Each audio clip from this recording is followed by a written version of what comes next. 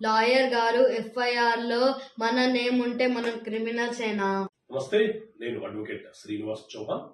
FIR లో పేరున్న వ్యక్తి చార్జ్ షీట్ లో ఆ పేరు లేకపోతే అతను క్రిమినల్ కేసులో ఉన్నట్లా లేనట్లా? సో మిత్రులారా, మన దేశంలో బిఎన్ఎస్ భారతీయ న్యాయ సంహిత అనే చట్టం, అలాగే బిఎన్ఎస్ఎస్ భారతీయ నాగరిక సురక్ష సంహిత అనే చట్టం జూలై 1, 2024 నుంచి అమలులోకి వచ్చినాయి.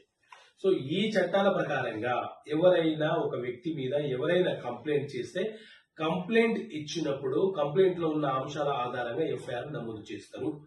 ఎఫ్ఐఆర్ నమోదు చేసిన తర్వాత దర్యాప్తు ఇన్వెస్టిగేషన్ అనేది పోలీస్ అధికారులు ప్రారంభిస్తారు.